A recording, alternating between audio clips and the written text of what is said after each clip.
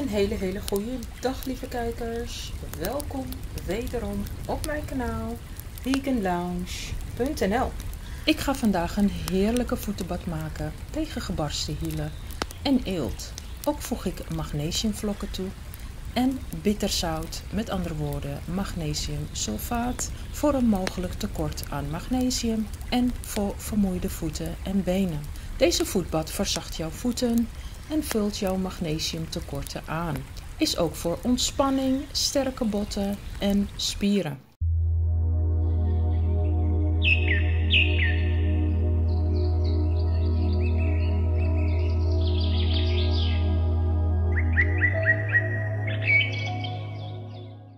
Je hebt nodig een gewone bak of voetbad waar in ieder geval jouw voeten in kunnen en een zachte, schone handdoek. Goed, allereerst maak ik 1 liter water klaar en het moet lauw zijn. Dus ik heb een halve liter koud water en dan doe ik een half liter gekookt water.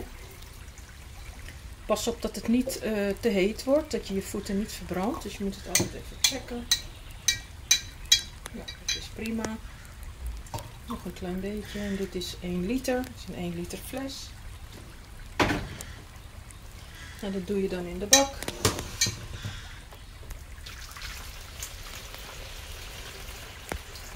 Goed, daarna pak ik baking soda, 1 eetlepel. Ik heb hier een maatlepel. Zoiets.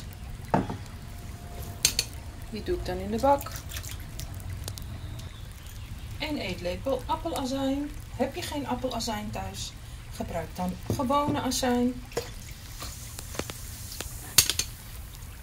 Nou, deze oplossing alleen, de baking soda en de appelazijn of gewone azijn, verzacht al perfect gebarsten hielen en eelt op de voeten.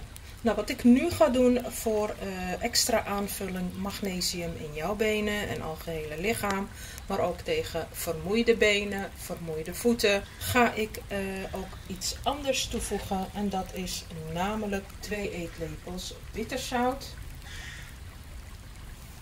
Nou, bitterzout wordt vaak gebruikt voor bruistabletten voor de voeten of bruisbadtabletten, omdat bitterzout gewoon super goed is. Nou, en dan heb ik de magnesiumvlokjes. Dit zijn magnesium spa vlokjes. Die kun je in je bad doen voor een aanvulling van magnesium. Voor ontspanning. Magnesium geeft heel veel ontspanning. En magnesiumvlokken moet je absoluut niet intern gebruiken. Is puur extern. En magnesiumvlokjes kun je krijgen in elke Reform winkel. Nou, magnesiumvlokken voor een voetbad zijn heerlijk om even een rustmoment te nemen. En tegelijkertijd je magnesiumtekorten aan te vullen. Ze worden namelijk door de voeten extra goed opgenomen. Nou, magnesium is onder andere belangrijk voor je weerstand, sterke botten en spieren en voor ontspanning. Nou, je hebt ongeveer 2 à 3 eetlepels magnesiumvlokken nodig voor je voetbad. Of als je denkt, nou ik wil gewoon heel veel magnesium opnemen, kun je ook een halve kop magnesiumvlok in je voetenbad doen.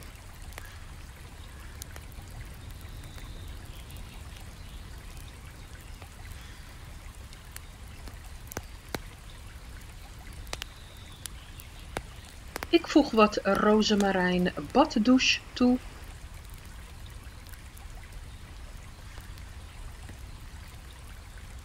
Optioneel, je kunt ook essentiële olie toevoegen. Ik doe ongeveer 3 à 5 druppels rozemarijn essentiële olie. En salie essentiële olie ongeveer 3 à 5 druppels. Essentiële oliën zijn supergoed als ze gemengd zijn met heel veel water voor een heerlijk gezonde huid. Prima, nu is het tijd om alles te mengen. Helaas deed het geluid het niet meer van mijn telefoon, dus nu spreek ik in op een andere microfoon. Dus daarom is het geluid ietsjes anders, maar hopelijk is dit ook duidelijk. Goed, mijn voetbad is klaar. Het ruikt super fris, super lekker. Goed, doe je voeten in een voetbad voor 20 à 30 minuten. ontspan lekker. Hè. Doe ontspannende muziek aan. Of kijk iets of lees een boekje. Of geniet van de zon. Hè. Het is lekker warm. En doe je voeten lekker 20 à 30 minuten. Herhaal dit 2 keer per week. Zodat je heerlijke en mooie voetjes krijgt. Zodra je je voeten 20 à 30 minuten hebt gedompeld in dit fantastische heerlijke voetbad. Nou, wat je dan doet, droog je voeten goed met een handdoek, met een heerlijke zachte handdoekje. En 's avonds voor het slapen gaan, smeer je voeten lekker in met glycerine of glycerine. Masseer je voeten ook een beetje, boven, onder je voeten, goed masseren met glycerine. En daarna doe je heerlijke sokjes, dunne sokjes eroverheen, het liefst katoenen sokjes. En dan ga je naar bed en de volgende dag heb je heerlijke zachte babyvoetjes. Dit is wat ik doe, zeg maar, aan mijn voeten. Nu vooral met de zomer. De zomer is er lekker warm. Vrouwen halen weer hun slippers uit de kast. Hun sandaaltjes uit de kast. En dan is het natuurlijk tijd voor teennagels lakken. Of ook niet. En ja, dan wil je gewoon lekker zelfverzekerd in je sandalen, in je slippers, op het strand lopen, met blote voeten lopen, etc. Plus het is natuurlijk super ongezond als je gebarsten hielen hebt en gigantisch veel eelt. Dat is gewoon heel erg ongezond. Nou, en je kunt het super behandelen met deze voetbad. Nou, er zijn verschillende ingrediënten die je erin kan doen. Je kunt bijvoorbeeld, als je geen appelazijn hebt of azijn thuis, kun je ook waterperoxide gebruiken. Want waterperoxide is super goed tegen eelt. Schimmel op de nagel, op de teennagels. Goed tegen gebarsten hielen, etc. Nou, als je waterperoxide aanschaft, schaf die dan aan met 3% erop. Er moet 3% op staan.